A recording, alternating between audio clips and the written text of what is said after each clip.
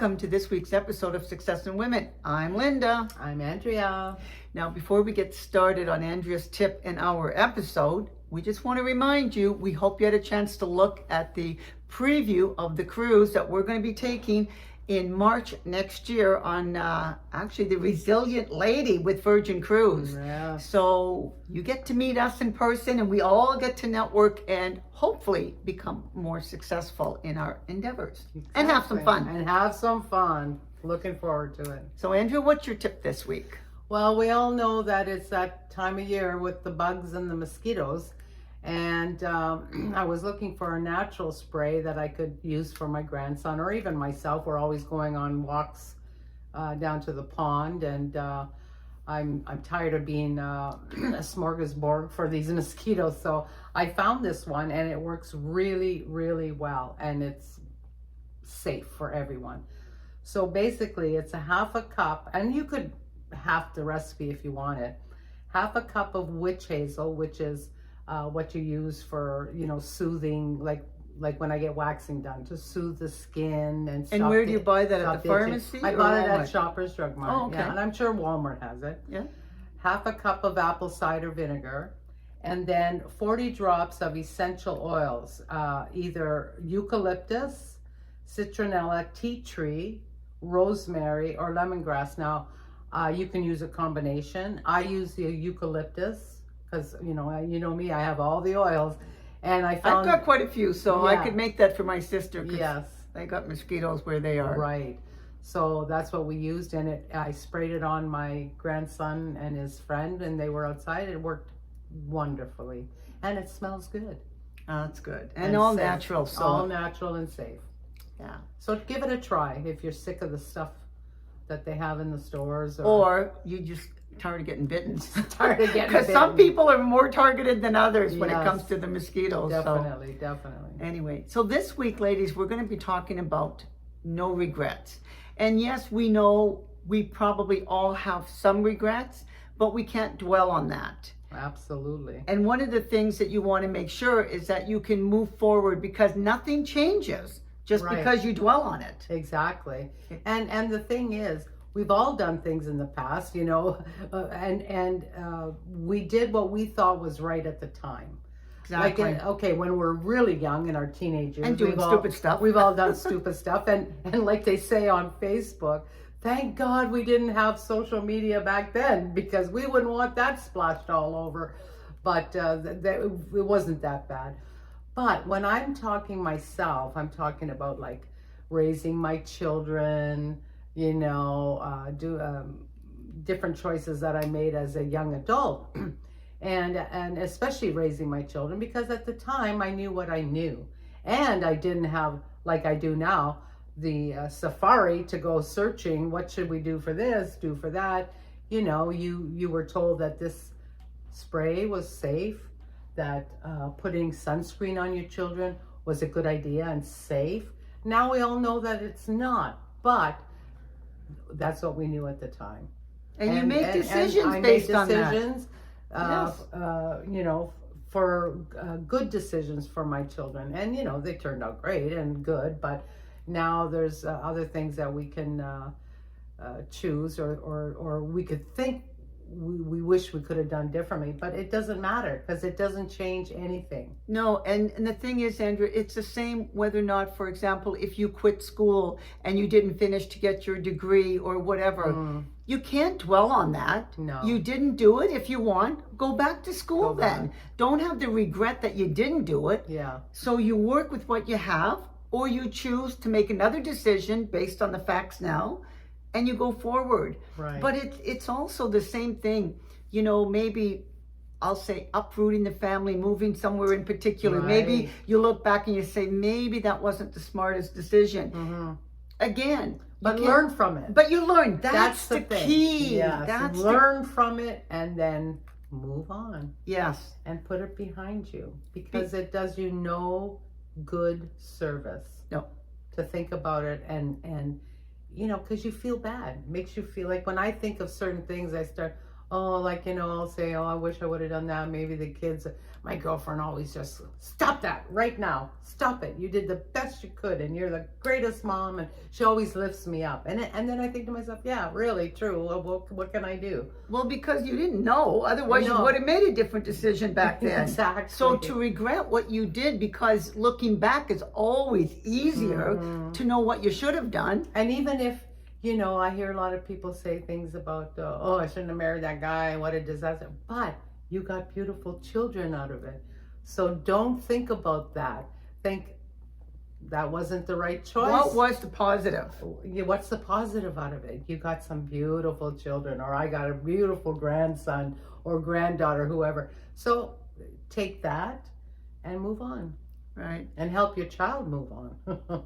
True, because sometimes I look back when my mom passed away just over a year ago now, and I would think about some of the conversations my mom and I used to have, and my mom would always say, oh, if I could do it all over again, almost kind of living in the past or with regrets that she didn't do certain things. But it didn't change anything for her present, and it didn't change anything for her future because she didn't make different decisions. But she sometimes would dwell on the fact that I guess my mother would have preferred, and mom died at 92. Yeah. And that was a long time ago when women really were not in the workforce the same way women are today. And so my mother always wanted to be a nurse. Well, she might have had regrets when she passed that she never went back to school. But that was a choice she made, because I used to encourage my mom when she was in her 40s. I was encouraging my mom to say, Mom, if you want to do it, go back to school. You can't change the past, but you can change the present. Right. And it's within you to do that. Exactly. And if you don't want to do it, then don't regret what you haven't done in the past. Exactly. Because what's the point? Exactly. It's not. And maybe it isn't all that it was what you think it was. True. You know what they say about the wanting is better than the having in some cases. So you might have wanted to be a nurse, thought you wanted to be a nurse, took all the schooling, and then hated it. Well, I've heard of that too, where people went through all the training and education just to find out they didn't like the profession at all, because they might have romanticized the idea of what that job was going to be like. And when they got in the trenches, they realized that, it's not quite what they thought. Yeah, you should do more research. And I'm a prime example because I've always thought that I would love to have been an archaeologist. Oh, playing in the dirt? Playing and digging in the dirt, but the finding, you see, so I romanticized it because years and years ago, the top archaeologist in Egypt, Hawass, he did a show on training. I think there was 3 or 4 brand new archaeologists. And boy, was that an eye-opener. I'll tell you, you have to want that job and want it bad. He would get so angry with them if they, just even stepped out of line. Or one time they were climbing into the pyramid and the girl had to go to the washroom very badly. He kept getting so angry with her. Just keep going and hold it. Don't you dare. So I was thinking, oh, I couldn't have handled that. I couldn't have dealt with that, so maybe it's better. So see, sometimes God chooses for you because you don't know what's good for you, but he does. Yep. That is so true. And that's a really good example because you really don't always do the research that you need to find out what a job is all going to entail. And sometimes certain things like the find, it's exciting because you get notoriety and everything else. I mean, really, when I went for the federal government, I thought having the security and, knowing that, I'm working for the government, I can't really lose my job. All that security would be really important. But I was miserable going into work. Right. And so what I thought was a great thing, because I was actually happier in the job I had before I took on the security of working for the federal government, and not knowing didn't really have the regret of, I'll say, taking the job because my pay went up by 50%. But in the end, money wasn't enough to keep me there. And that is the key right there. So I didn't regret it. I said, okay, this was all a path of learning to get me to where I needed to be. And that was, again, in sales, which I really loved because it wasn't working. Right. Everything I did for me. So I didn't have regrets. I just thought, okay, it's a stepping stone towards something else. Right. And I kept moving forward with that. But if you dwell on, oh, what a waste of, so many years and whatever. But you probably learned a lot of things that you're not even really aware of. Yeah. So. But there were a lot of things that I was aware of that I really appreciated knowing and learning. And then, funny enough, it's that because I found my career was so fulfilling and it was so much fun because it was all the things I wanted to do. I actually, when I look back, I thought, oh, those poor people that have to go in 9 to 5 kind of thing and work behind the desk. Even though my job was, for the most part, a desk job, it wasn't the same because everything was done by choice. And it was the type of work that I was doing where I felt like mostly I was just, socializing. And I love people. So it actually worked out really, really well. And I enjoyed my new career even more so, knowing that I took that step because I took the unsafe road, the unsafe path. And you work harder. Yes. You work harder when you're happy. Yes. When you think this, I love way this. More hours. Yeah, you could work, like they say, how do they say that? You'll never work a day in your life if you do what you love. If you do what you love. Yeah, because like I said, like with my husband, like going into building, he just loved it. And he's never looked back and he's so happy. And he's made a lot of people happy with their beautiful homes because he loved what he did and he had the patience. Yeah. So he doesn't regret leaving the corporate world at all. No, and because the suit and the tie. Well, the thing is, he made his own way, and it's way more fun and satisfying if that's what you enjoy. Yeah. Because some people are not cut out to work for somebody else. That's right. And have that much structure. And other people embrace structure because they're not really suitable for you making your own hours, you going out and looking for your own work kind of thing. Right. And the unknown of where the next pay is coming from. And so that's why it works really well, because you can figure out what it is. That's why you don't regret. If you go self-employed, it doesn't work out and you find that you just work better in an environment that's more structured. Right. At least you've learned something. You've learned that. That's right. So regrets are kind of a wasted emotion. Yes. And it's a waste of your time. Exactly. Because you cannot control what happened in the past. You can only control today. What your decision is today, what you're going to do today. Focus on the present. Too many of us always go back to the past. Yep. And it's not good for your mental health, especially if there's things there that you do regret.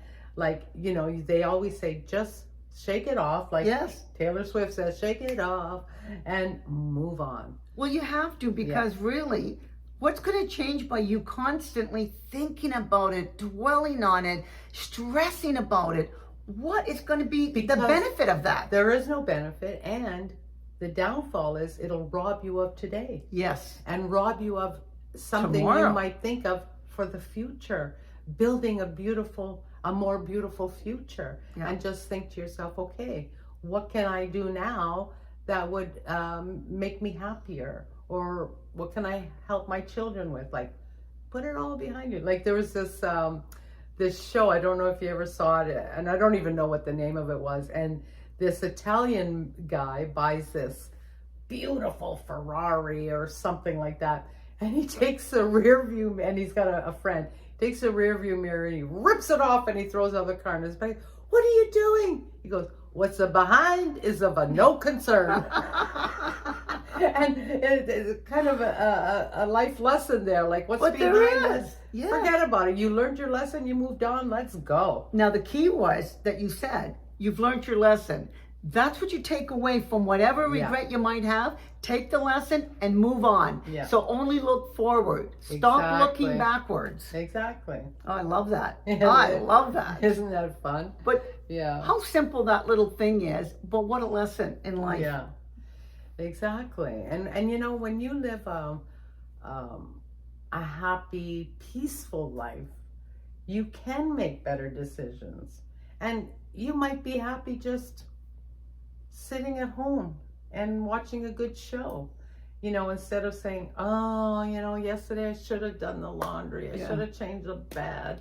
You know, that doesn't bring you any peace, you know. And it doesn't get it done anyway. It doesn't get it done. You say, you make a day. You say, okay, you know what? I didn't do it yesterday. I'm going to do it Friday. That's going to be my day. Yeah.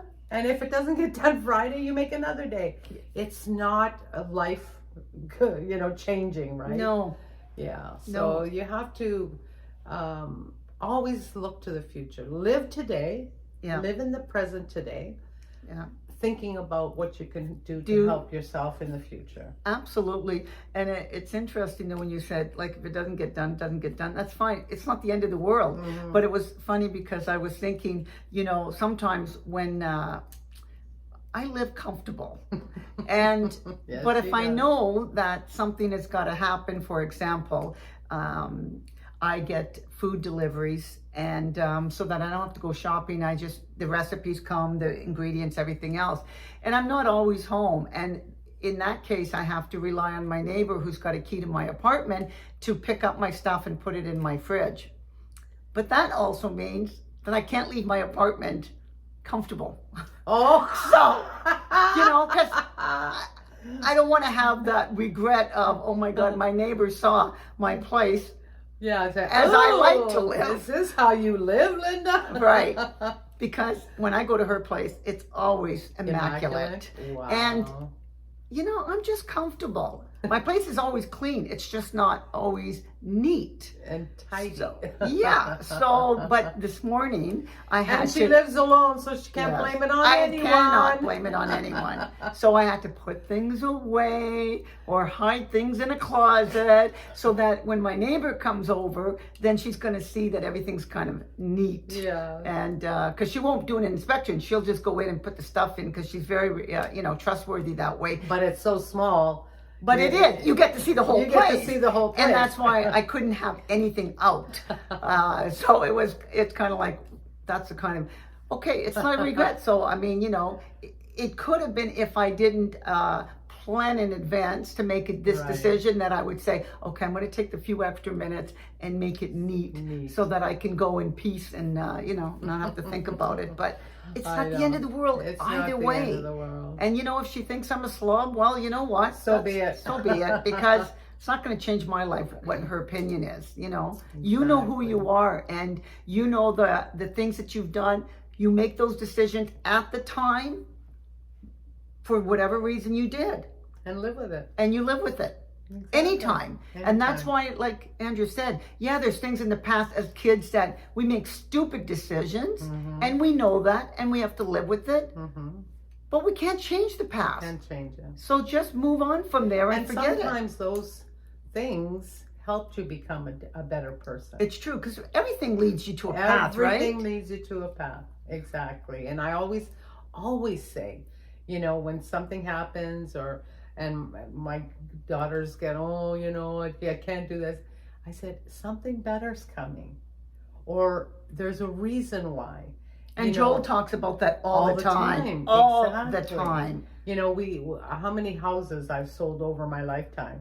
And sometimes a deal won't come true and Eddie will say, oh, geez, we lost that guy. And I said, doesn't matter. A better one's coming. Don't worry about it. And sure enough, you know, something would come. So you just can't dwell on different things or past decisions because something is coming. Like whenever Eddie gets stuck at red lights, it drives him crazy. Every red light.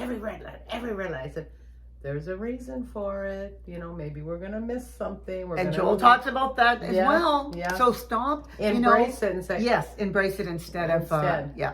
Exactly. No, I think about that all the time now when I'm driving, because sometimes it's easy to get frustrated on the highway. Very. But there's a reason for everything. That's and right. if you want to get to your destination safely as well, you know, you have to be more relaxed. Because if you're really being aggressive because you're frustrated with what's going on around you, instead of just paying attention and going with the flow. Because I am sure so many people who have been in major accidents always say, oh, I wish, if only I had waited another minute. Oh, if only I hadn't gone this morning. Oh, I should have gone yet. So those are living with regrets that you can't change. You cannot change. So if something comes along, just go with it. Yeah. If you cannot leave at that moment, that's fine. Yeah. There's a reason. Don't be upset. Don't be frustrated. Yeah. And that goes the same when it comes to jobs and you have a regret that maybe you didn't get a certain promotion or whatever and what you might have been able to do differently. No, that door closed, but there's another one that's going to open up for you. Well, I always tell the story of that when the Challenger exploded. Oh. And the man that didn't get the job over the teacher was so angry, he wouldn't even watch it on television. And his whole family did gather to watch it. And he was down in the basement doing something when he heard all the screaming. And he came upstairs and, what happened? What happened? So the Challenger just exploded. Wow. He got down on the ground, kissed the ground and said, thank you, God, that I didn't get that position. And you that don't is know. the most how could I say, example that I could tell people about. Don't think about things that don't happen for you, because something better's coming. There is a reason though. Yes. There is a reason. Don't regret things. Anyway, we hope you enjoyed our show this week. And don't forget, if you don't have time to watch our shows, you can always find us on Spotify. So download that so you can listen while you're walking, working, cooking, whatever. We're here for you, but you don't have to actually physically just sit and watch, because sometimes we realize your time is precious. Yes. And you don't want to regret missing a show. That's true. Because it's all a lesson. And speaking about that, please tune in next week, because we're going to have a show celebrating Linda's 70th, and we will show you how 70-year-olds celebrate. That's right. It's going to be fun, so make sure you tune in. So we hope you like the show, and I hope you like, share, and please subscribe. Remember, the thumbs up. We can't do it without you. Until next week. Have a great week, ladies.